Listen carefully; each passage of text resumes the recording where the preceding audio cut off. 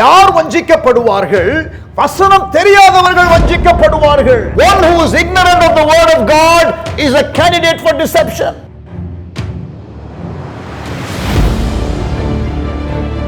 நீங்கள் பாவம் செய்யாமல் இருப்பதற்கு தேவனுடைய வசனம் உங்கள் உள்ளத்திலே இருக்க வேண்டும்.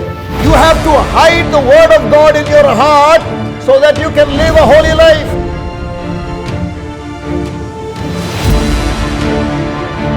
இரவும் பகலும் வசனத்தை தியானிக்கிறவர்கள் செய்வது எல்லாம் வாய்க்கும் என்று வேதம் சொல்லுகிறது. Those who meditate the word day and night, the Bible says they will have success.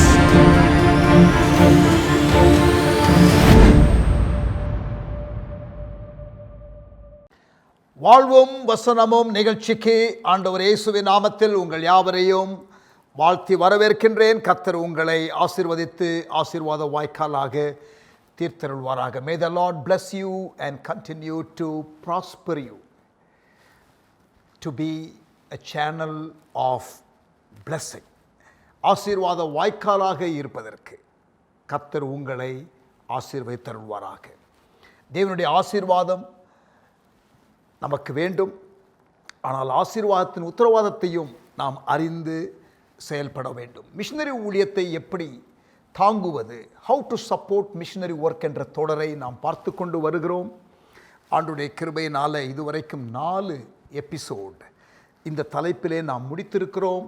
நேற்றைய தினத்தில் understanding the nature of missionary work, missionary ஒர்க்கினுடைய தன்மையை நாம் புரிந்து கொள்ள வேண்டும் என்ற காரியத்தை நான் வலியுறுத்தி மிஷனரி ஒர்க் இஸ் சஃபரிங் என்ற தலைப்பிலே நான் உங்களோடு கூட பேசினேன்.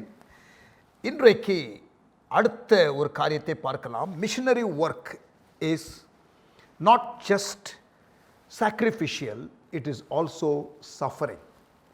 கிறிஸ்தவ மிஷனரி ஊழியம் என்பது தியாகம் நிறைந்தது மட்டுமல்ல, அது பாடுகள் நிறைந்ததாகவும் காணப்படுகிறது. அப்போஸ்தலர் 1:8 பரிசுத்த ஆவியானவர் உங்களிடத்தில் வரும்போது நீங்கள் பலனடைந்து, அந்த வார்த்தை பலனடைந்து என்ற வார்த்தை துனாமிஸ், வெடித்து கிளம்பும் வல்லமை, அந்த பவர், ஒரு பெரிய ஒரு வல்லமையை தேவன் நமக்கு தருகிறார். எதற்கு? மிஷனரி ஊழியத்தை செய்வதற்கு. வரும்போது நீங்கள் பலனடைந்து துனாமிஸ் பவரை பெற்றுக்கொண்டு எருசலேமிலும் யூதேயாவிலும் சமாரியாவிலும் பூமியின் கடைசி பரியந்தம் எனக்கு சாட்சிகளாயிருப்பீர்கள். சாட்சிகளாயிருப்பீர்கள் என்ற வார்த்தை நல்ல கவனிக்கணும். சாட்சிகளாய் இருப்பீர்கள் என்ற வார்த்தை, இரத்த சாட்சிகளாய் இருப்பீர்கள். You will be even prepared to die. அந்த வல்லமை உங்களை வந்து நிரப்பும் பொழுது நீங்கள் எருசலேம், யூதேயா, சமாரியா, பூமியின் கடைசி மட்டும் எல்லா எல்லைகளிலும் எல்லா பேரியர்ஸையும் கடந்து சுவிசேஷ ஊழியத்தை செய்வதற்காக நீங்கள் புறப்பட்டு போவீர்கள். You will receive power. But when you go there, you will not be even afraid of death. நீ இரத்த சாட்சியாக மரிக்கிறதற்கும் பயப்படுவது இல்லை. The word witness comes with the meaning martyrdom, இரத்த சாட்சிகள். Even if it is death, we will not hold back. That is the kind of anointing that God has given. மிஷன்ஸுக்காக தேவன் கொடுத்த ஒரு அபிஷேகம் தான் பரிசுத்த ஆவியின் அபிஷேகம். Holy Spirit is given not just to speak in tongues but to reach every tongue. பரிசுத்த ஆவியின் அபிஷேகம் அந்நிய பாஷை பேசுவதற்கு மட்டுமல்ல, அனைத்து பாஷையினரையும் சந்திப்பதற்காக கொடுக்கப்பட்ட ஒரு அபிஷேகம். ஆமென். இரத்த சாட்சியாக மரிப்பதற்கு ஸ்தேவான் இரத்த சாட்சியாக மரிக்கிறார். அப்போஸ்தலர் 7ஆம் அதிகாரத்தில் நீங்கள் வாசிக்கலாம். He dies as a martyr. He was the first martyr of the church in the New Testament. புதிய ஏற்பாட்டு திருச்சபையின் முதல் இரத்த சாட்சி ஸ்தேவான். அவன் ஆவியிலே நிறைந்தவன் என்று அப்போஸ்தலர் 6ஆம் அதிகாரத்திலே வாசிக்கிறோம். ஆமென். அதே போல யாக்கோபு கொல்லப்படுகிறான். அப்போஸ்தலர் 12ஆம் அதிகாரம். இயேசுனுடைய 12 சீஷர்களை எடுத்துக்கொண்டால் எல்லாரும் இரத்த சாட்சிகளாக மரிக்கிறார்கள். Everyone dies as a martyr. தோமா, இயேசுனுடைய 12 சீஷர்களிலே ஒருவர் தோமா, சென்னையிலே இரத்த சாட்சியாக மரித்தார். பேதுரு, இயேசுனுடைய சீஷர்களிலே ஒருவர். He was crucified upside down என்று சரித்திரம் சொல்லுகிறது. ரோமுக்கு போனதாகவும் அங்கே அவர் தலைகீழே வைத்து அவரை சிலுவையிலே அடித்தார்கள் என்று சரித்திரம் கூறுகிறது. அதே போல ஒவ்வொரு சீஷர்களையும் நீங்கள் எடுத்துக்கொண்டால் அந்திரேயா ஒரு எக்ஸ் ஷேப்டு கிராஸில் அவர் கொல்லப்பட்டார். பர்த்தலோமேயு, நத்தானியேல் என்று அழைக்கப்பட்ட பர்த்தலோமேயு ஆர்மேனியாவுக்கு சென்றதாகவும் அங்கே கொல்லப்பட்டதாகவும் சரித்திரம் சொல்லுகிறது. யோவானுடைய சகோதரனாகிய யாக்கோபு கொல்லப்பட்டார். ஜேம்ஸ், இன்னொரு யாக்கோபு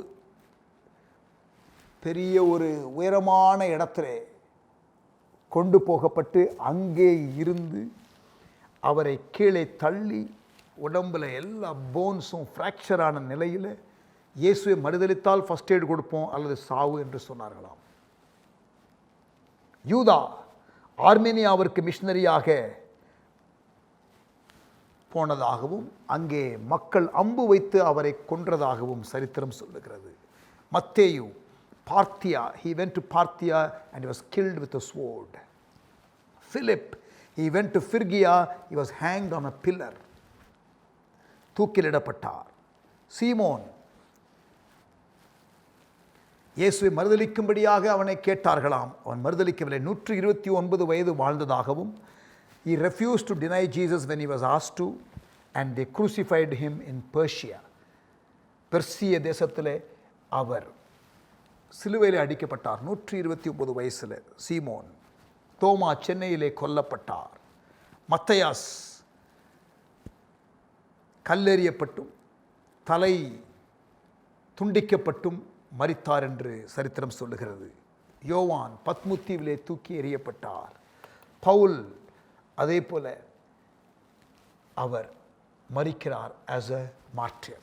பாருங்க, missionary work is not just sacrificial, it is also suffering. And the story continues. Missionaries are killed even today. இன்றைக்கு மிஷனரிகள் கொல்லப்படுகிறார்கள். Blood of the martyrs is the seed of the church. மிஷனரிகள், தியாகிகள் இப்படி மரிக்கிறார்கள் இரத்த சாட்சிகளாக. அவர்களுடைய இரத்தம் தான் திருச்சபைக்கு வித்தாக இருக்கிறது என்று ஒருவர் சொன்னார். மிஷனரி ஊழியத்தை நாம் தாங்க வேண்டும். Because missionaries place themselves in difficult situations. Not because they are not interested in their life, because they are very passionate about mission. சந்திக்கப்படாத மக்கள் சந்திக்கப்பட வேண்டும் என்பதற்காக அவர்கள் தியாகமாக அவர்கள் புறப்பட்டு போகிறார்கள். They deserve our support. அவர்களை தாங்குவது நமது கடமை. சுவிசேஷத்தை நான் அறிவிக்காவிட்டால் எனக்கு ஐயோ என்று பவுல் சொன்னார்.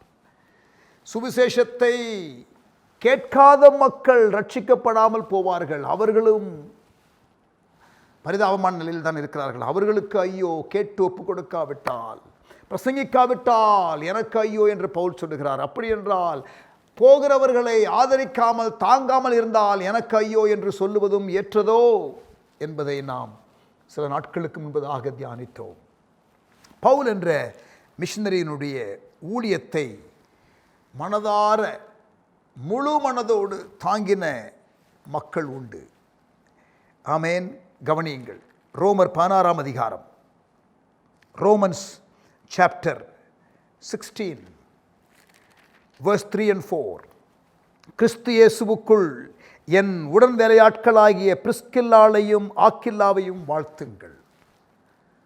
பிரிஸ்கில்லா அண்ட் அக்வில்லா, இந்த தம்பதியினர் பவுலனுடைய மிஷனரி ஊழியத்திற்கு மிகவும் ஆதரவாக இருந்தவர்கள். They were fully in support of Paul's missionary work. 4ஆம் வசனம், ரோமர் 16ஆம் அதிகாரம் 4ஆம் வசனம், அவர்கள் என் பிராணனுக்காக தங்கள் கழுத்தை கொடுத்தவர்கள். அவர்களை பற்றி நான் மாத்திரமல்ல, புறஜாதியாரில் உண்டான சபையார் எல்லாரும் நன்றி அறிதல் உள்ளவர்களாய் இருக்கிறார்கள். They risked their life and were willing to give their necks to support the missionary work of Paul.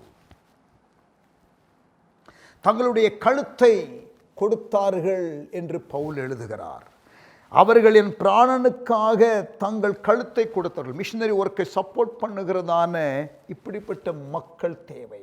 மிஷனரிகளை ஆதரிக்கிற இப்படிப்பட்டதான தோள் கொடுக்கிற மக்கள் தேவை. Missionary work is suffering. பாடுகள் நிறைந்த மிஷனரி ஊழியம், அவர்களை நாம் தாங்க வேண்டும் என்பதற்காக நான் இவைகளை சொல்லுகிறேன். அதாவது அங்கே நான் மிஷன் ஃபீல்டுக்கு போகும் பொழுது, ஜஸ்ட் கவனிங்க, நம்முடைய மிஷனரி கார்த்திக், அவருக்கு வீசிங் ப்ராப்ளம் உண்டு. அவர் அழைப்பு தெளிவாக தேவனிடத்தில் பெற்றுக்கொண்டபடினாலே பீகாருக்கு போகிறார். ஆனால் அங்கே வந்து எக்ஸ்ட்ரீம் வெதர் கண்டிஷன், சம்மரில் கொளுத்தும் வெயில், குளிர்காலத்தில் மைனஸ் ஃபியூ டிகிரிஸ் கூட வந்திருக்கு சில சீசன்ஸில். விரைக்கிற சுள்ளுன்னு நம்முடைய எலும்புகளையே வந்து அப்படி குத்துகிற அளவிற்கு அந்த கோல்டு வேவ்ஸ். மழை காலத்தில் வெள்ளம். ரியலாக பீகாரில் இருக்கிற சிச்சுவேஷனை சொல்கிறேன். ஸோ இப்போ வீசிங் ப்ராப்ளம் இருக்கிற ஒருவர் அங்கே போகும் பொழுது அந்த வெதர் கண்டிஷனில் குளிர் காலத்தில் ரொம்ப கஷ்டப்படுவார். ஆனால் கர்த்தர் அழைத்தபடியினாலே he is committed. அதாவது என்னுடைய சௌகரியம் என்ற காரியத்தை மையமாக வைத்து அல்ல, ஆண்டவருடைய நோக்கம் என்ற காரியத்தை மையமாக வைத்து பணியாற்றுகிறவர்கள் அவர்கள்தான் மிஷனரிஸ். அவருக்கு இதுவரை இந்த வின்டர் சீசனில் கஷ்டம் வருகிறது ஒன்று, மற்றொன்று அவருக்கு அங்கே ஃபீல்டில் இருக்கிறதுனால 4 முறை டைஃபாய்டு வந்திருக்கிறது. பட் ஒரு நாளும் நான் வந்துடுறேன் சென்னைக்கு, நான் தமிழ்நாட்டுக்கு வந்துடுறேன், எனக்கு இந்த இடம் ஒத்து வரல என்று ஒரு நாளும் அப்படி பேசினது கிடையாது. தரிசனம் 20-30 3000 கிராமத்திலே சபை இல்லாத கிராமத்திலே சபைகளை ஆரம்பிக்க வேண்டும். அதற்காக ஒரு நாளைக்கு 8 மணி நேரம் அல்ல, 10 மணி நேரம் 12 மணி நேரம் வேலை செய்கிறவர்கள் தான் நம்முடைய மிஷனரிகள். சர்ச் பிளான்டிங் ஸ்கூல் இருக்குது, ஸ்கூல்ஸ் இருக்குது, சர்ச் பிளான்டிங் ட்ரைனிங் ஸ்கூல் இருக்குது, கன்ஸ்ட்ரக்ஷன் ஒர்க் இருக்குது, just massive number of departments, engineering unit இருக்குது. இப்படி பல காரியங்கள் இருக்கிறது. நைட் அண்ட் டே உழைக்கணும். கரண்ட் ஃபெசிலிட்டிஸ் ப்ராப்பராக இருக்காது. தாராளமாக மிஷனரிகளுக்கு தங்குவதற்கு பெரிய இடங்கள் கிடையாது. But no complaints. அவர்கள் அங்கே அப்படி தியாகமாக ஊழியம் செய்கிறார்கள். நான் என்ன சொல்ல வரேன்னா, these sort of missionaries deserve our support. Missionary support நாம் கொடுக்கறதற்கு யோசிக்கக்கூடாது. we must generously contribute for the support of missionaries. Remote ஏரியாஸில் போகும் பொழுது, நான் போகும் பொழுது சம்டைம்ஸ் 3 சீசன்லேயே நான் போயிருக்கிறேன். I have gone in all the 3 seasons. அங்கே போகும் பொழுது கஷ்டமாக இருக்கும். see I am so used to air conditioning. ஆனால் அங்கே வந்து கரண்ட்டு கிடையாது. எங்கே ஏசி? கரண்ட்டு நமக்கு போச்சுன்னா ஜென்ரேட்டர் அங்கே வச்சுருக்கிறோம் ஸ்கூல் கேம்பஸில். நம்ம அங்கே இருக்கிறதுனால வந்து ஜென்ரேட்டர் போடுவாங்க. மற்ற நாட்கள் இவங்க வந்து ஜென்ரேட்டர்லாம் வந்து டெய்லி போட மாட்டாங்க. கரண்ட் போச்சுன்னா போச்சு தான். பட் ஈவன் வித் ஜென்ரேட்டர் அந்த ஃபேனு அந்த சம்மரில் I struggle. But I do go in summer also. ஏன்னா எல்லா சீசன்லேயும் நம்ம மிஷினரிஸ் எப்படி கஷ்டப்படுறாங்க என்பதை புரிந்து கொள்ளணுங்கிறதுக்காக நான் எல்லா சீசன்லேயும் போகிறது உண்டு. அங்கே மிஷன் ஃபீல்டில் குளிர் காலத்தில் எத்தனை கம்பளி போத்துனாலும் அந்த குளிர் தாங்க முடியாது. இந்த மாதிரி சிச்சுவேஷனில் எந்த கம்ப்ளைண்ட்டும் இல்லாமல் இருக்கிற மிஷினரிகள் இந்த குளிர்காலத்தில் அவர்களுக்கு வின்டர் க்ளோதிங்ஸ், அந்த கம்பளி, அந்த ஸ்வெட்டரு, அது எல்லா மிஷன் ஆர்கனைசேஷன்ஸ்லேயும் வாங்கி கொடுப்பாங்க.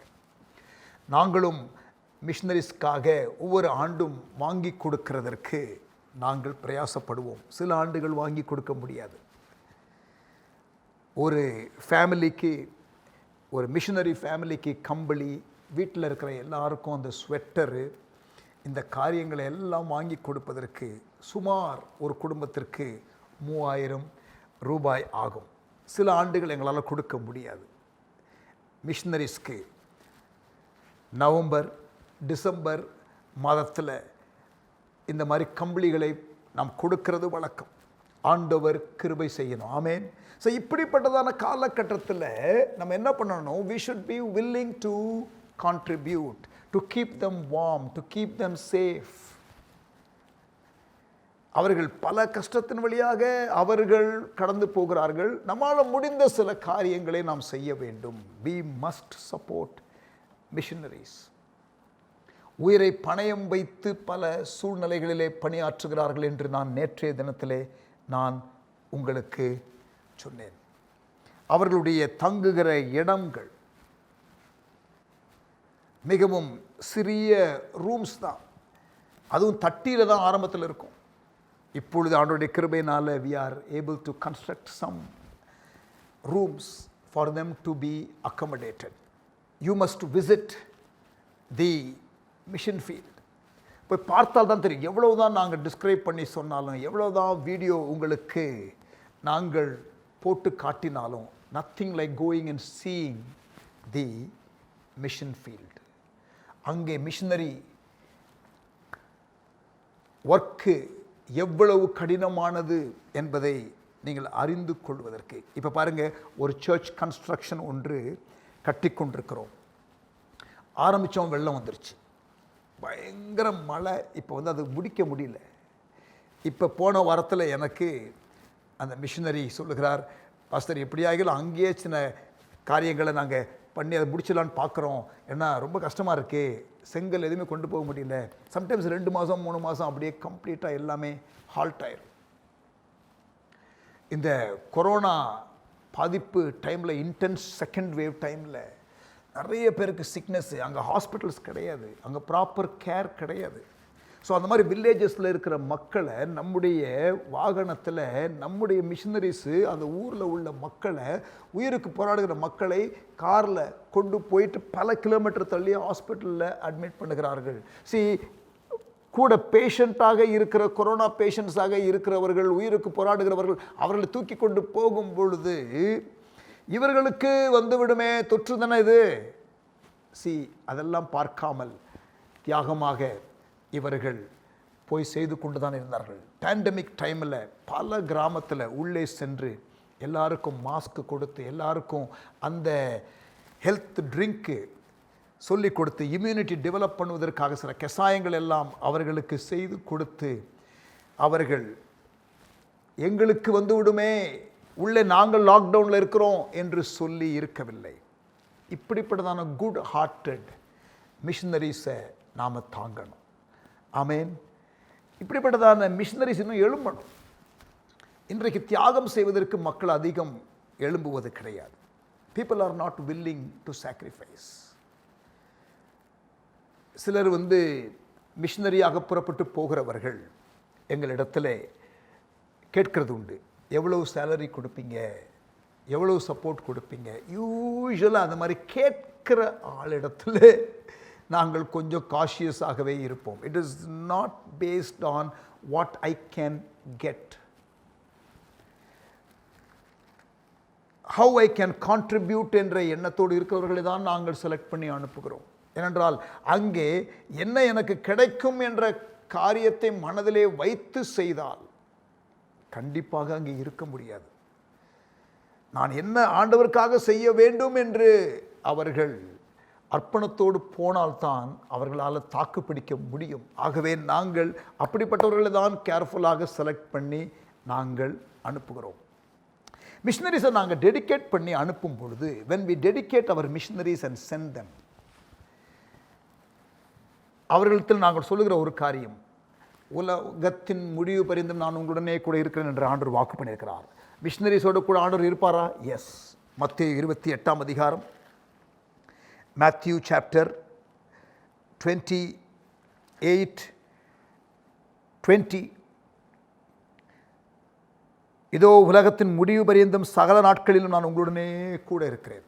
19ஆம் வசனம், புறப்பட்டு போய் சகல ஜாதிகளையும் சீஷராக்கி பிதா குமாரன் பரிசுத்தாவின் நாமத்தினாலே அவர்களுக்கு ஞானஸ்நானம் கொடுத்து நான் உங்களுக்கு கட்டளையிட்ட யாவையும் அவர்கள் கைக்கொள்ளும்படி அவர்களுக்கு உபதேசம் பண்ணுங்கள்.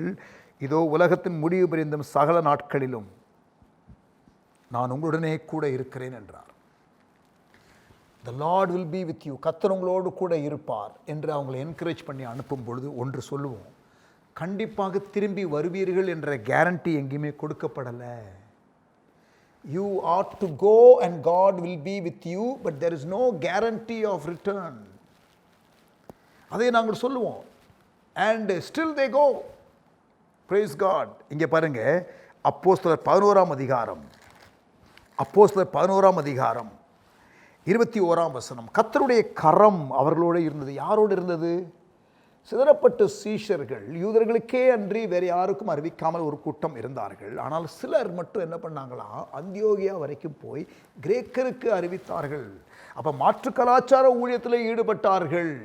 அவர்களோடு கூட கர்த்தருடைய கரம் இருந்தது. ஸோ கர்த்தருடைய கரம் அவர்களோடு கூட இந்த நெருக்கத்தின் மத்தியிலும் இருக்கிறது. ஆமேன். ஆனால் அதோடு கூட கூட இருப்பேன் என்று ஆண்டவர் சொன்னார். கர்த்தருடைய கரம் இருக்கும், ஆனால் there is no guarantee of return. இரத்த சாட்சிகளாக மரிக்கிறதற்கும் உங்களுக்கு அபிஷேகம் கொடுக்கப்பட்டிருக்கிறது என்று நாம் வாசிக்கிறோம். ஆபிரகாம் முதல் மிஷனரி. அவர் தன்னுடைய வீட்டை விட்டு போனார், அவர் தன்னுடைய இனத்தை விட்டு போனார், அவர் தன்னுடைய தேசத்தை விட்டு போனார். எங்கே போகிறோம் என்று தெளிவாக ஆண்டவர் சொல்லவில்லை, போகும் பொழுதே வழி நடத்துவார். புறப்பட்டு போன ஆபிரகாமை போல இன்றைக்கும் மிஷனரிகள் புறப்பட்டு போகிறார்கள். Praise the Lord. Amen. And they deserve our support.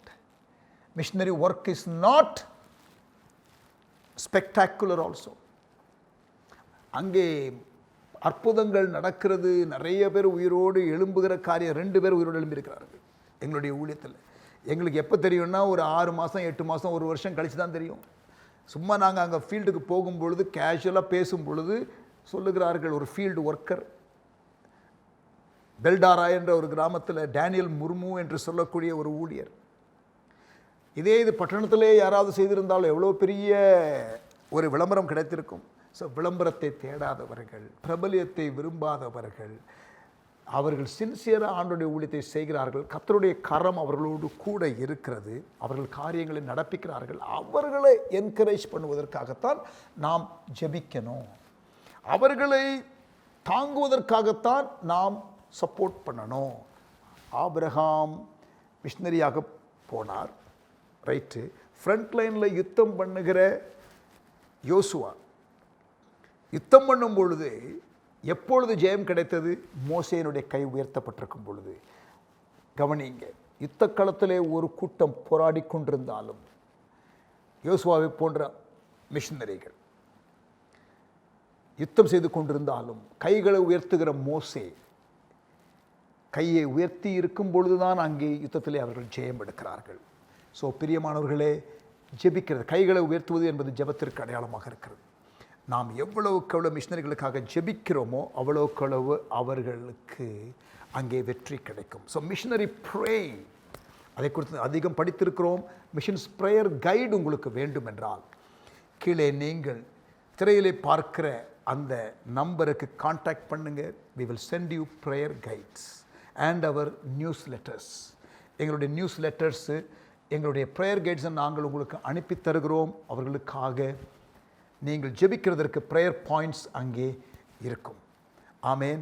அதே போல் மிஷனரிகளுக்காக இந்த வின்டர் க்ளோதிங், குளிர்காலத்தில் அவர்களை கதகதப்பாக வைத்திருப்பதற்கு வின்டர் க்ளோதிங் கொடுக்க விரும்பினால் நீங்கள் தாராளமாக அவர்களுக்கு உதவி செய்யலாம். மிஷன் ஃபீல்டு நீட்ஸ் என்ன என்று நீங்கள் கேட்டு அறிந்து கொள்ள விரும்பினால் எங்களை நீங்கள் கான்டாக்ட் பண்ணலாம். Definitely missionary work needs support. நிறைய மிஷன் ஆர்கனைசேஷன்ஸை ஆண்டவர் எழுப்புறாரு. அவர்களை நாம் என்கரேஜ் பண்ண வேண்டும். இந்த பேண்டமிக் சீசனில் இன் பர்டிகுலர் மிஷன் ஆர்கனைசேஷன்ஸ் நிறைய அவருடைய மந்த்லி பட்ஜெட்டு சந்திக்கப்படாமல் இருக்கிறதை சொல்லுகிறார்கள். சிலர் சப்போர்ட் பண்ண முடியாமல் ஊழியர்களை அனுப்பிவிடுகிறார்கள். இந்த அவல நிலை இருக்கக்கூடாது. we must continue to support. வேறு என்ன காரியத்திற்கு நம்ம செலவு பண்ணுறோமோ இல்லையோ, இந்த காரியத்தை நம்ம கட் பண்ணக்கூடாது. if we are cutting our spending, do not cut the spending of giving for missions. ஜெபம் பண்ணலாமா? நேரம் கடந்து விட்டது. Missionary work is sacrificial. Missionary work is suffering. Missionary ஊழியம் தியாகம் நிறைந்தது. மிஷனரி ஊழியம் பாடுகள் நிறைந்தது. நாளைய தினத்தில் missionary work is not spectacular. they are involved in significant things, may not be prominent things. they seek significance, they don't seek prominence. they need to be encouraged, they need to be supported. ஜெபம். Father, we thank you. தகப்பனே, எங்களோடு கூட பேசினதற்காக ஸ்தோத்திரம். இன்றைய ப்ரோக்ராமை ஆசீர்வதித்தீர். உமக்கு நன்றி செலுத்துகிறோம். மிஷனரிகளுக்காக நாங்கள் ஜெபிக்கணும், மிஷனரிகளை நாங்கள் தாங்கணும், எங்களை அழைத்தால் நாங்களே புறப்பட்டு போகணும். எங்களோடு பேசினதற்காக ஸ்தோத்திரம். இயேசுவின் நாமத்தில் பிதாவே, ஆமேன். God bless you. கர்த்தர் உங்களை ஆசீர்வதிப்பாராக. நாளை தினத்திலே மறுபடியும் உங்களை சந்திக்கிறேன்.